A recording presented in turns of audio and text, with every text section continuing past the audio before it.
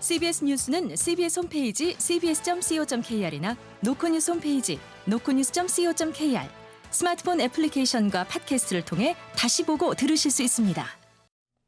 부산 소식입니다.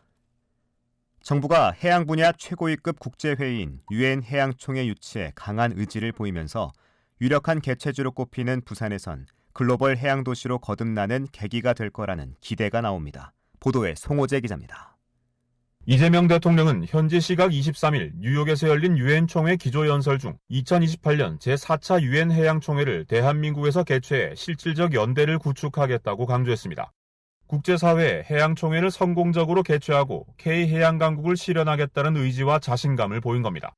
3년에 한 번 열리는 유엔 해양총회는 유엔의 14번째 지속가능한 발전 목표인 해양 생태계 보전을 이행하기 위한 최고위급 국제회의입니다. 정부는 지난해부터 공식적인 유치 활동을 벌였고 지난 6월에 열린 3차 총회에서 칠레와 공동 개최가 사실상 확정돼 12월 최종 결의를 앞두고 있습니다. 지금까지 정부가 밝혀온 구상과 해양 수도의 위상 등을 고려할 때 유엔 해양총회 개최 도시는 부산이 될 가능성이 매우 높습니다. 유엔 해양총회가 열릴 경우 부산은 해양 수도를 넘어 글로벌 해양 도시로 굳건한 위상을 갖게 될 전망입니다. 특히 2030년 유엔이 지속가능한 발전 목표를 새로 수립하기 전 열리는 총회인 만큼 부산의 글로벌 리더십과 외교력이 한층 커질 것으로 기대됩니다. 부산시 관계자입니다. 가 되면 해양환경 분야의 또 국제협력 중심 도시로서도 자리매김을 할 수 있고 글로벌 해양 강국으로서 그런 자리매김을 할 수 있을 거라고 기대를 하고 있습니다. 유엔 해양총회가 북극 항로 거점 항만 해양수산부 완전 이전과 함께 부산이 날아오르는 계기로 작용할지 기대를 모읍니다. CBS 뉴스 송호재입니다.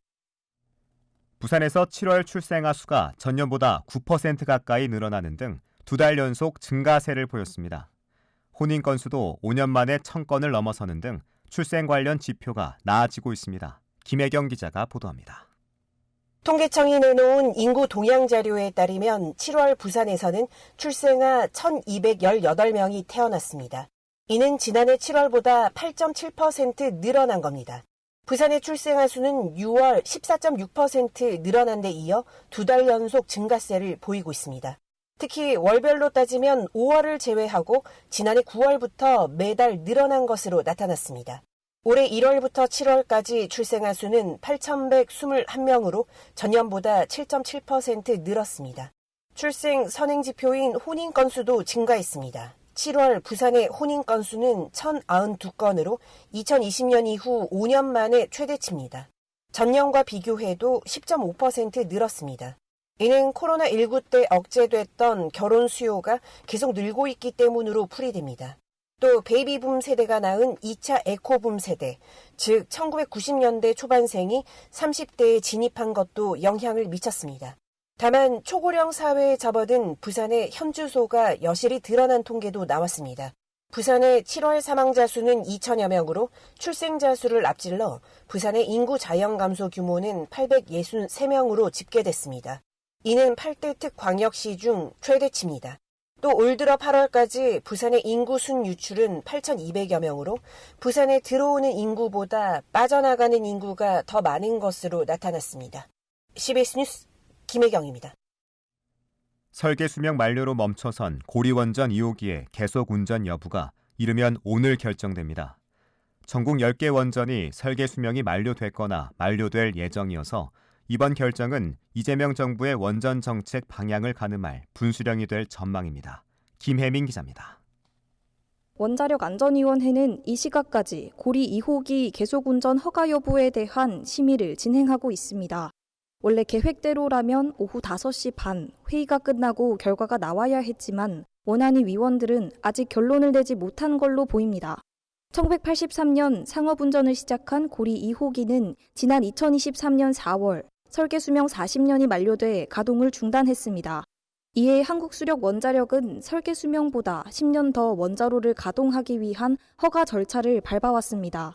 그 마지막 단계인 원안위 심의에서 계속운전 허가 결정이 나면 고리 2호기는 2033년까지 수명을 연장하게 됩니다. 환경단체들은 안전성이 담보되지 않았다며 원안위 앞에서 종일 심사 중단을 촉구하는 집회를 벌였습니다. 탈핵 부산시민연대 정수희 집행위원장입니다. 지금 원안위에서 이제 심사를 하고 있는 것조차도 안전성을 확인할 수 있는 방법으로 좀 진행되고 있지 않다. 최신 기술 미적용이라던가. 이번 심의 결과에 따라 설계 수명이 만료되거나 만료를 앞둔 나머지 원전 9기에 대한 심사도 속도가 붙을 가능성이 큽니다. 부산에서 고리 3, 4호기도 설계 수명이 만료돼 계속 운전 허가 절차를 밟고 있습니다. 나아가 지금까지 원전에 대해 애매모호한 입장을 보여온 이재명 정부의 정책 방향이 이번 결정으로 보다 명확히 드러날 예정이어서 원전 인근 지역 사회는 촉각을 곤두세우고 있습니다. CBS 뉴스 김혜민입니다.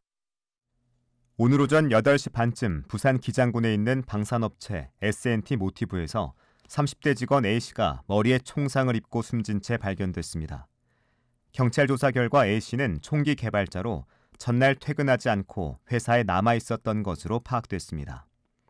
경찰은 타살 혐의점이 없는 것으로 보고 정확한 사고 경위를 조사하고 있습니다.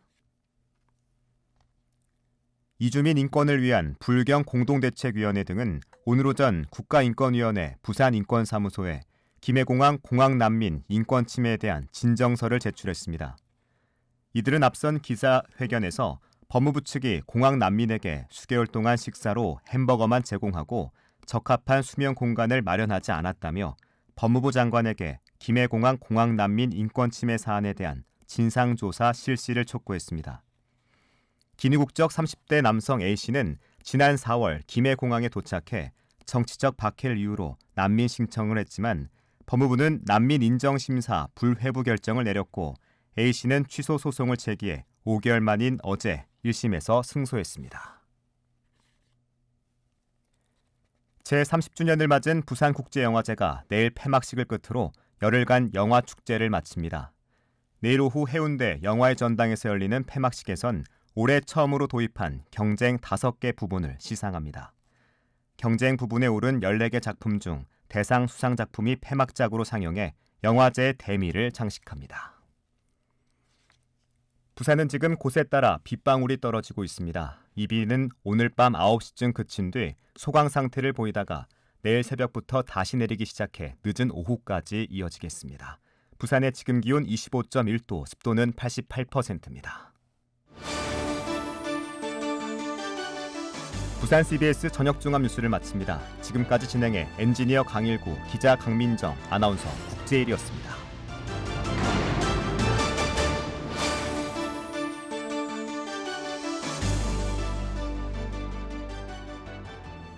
CBS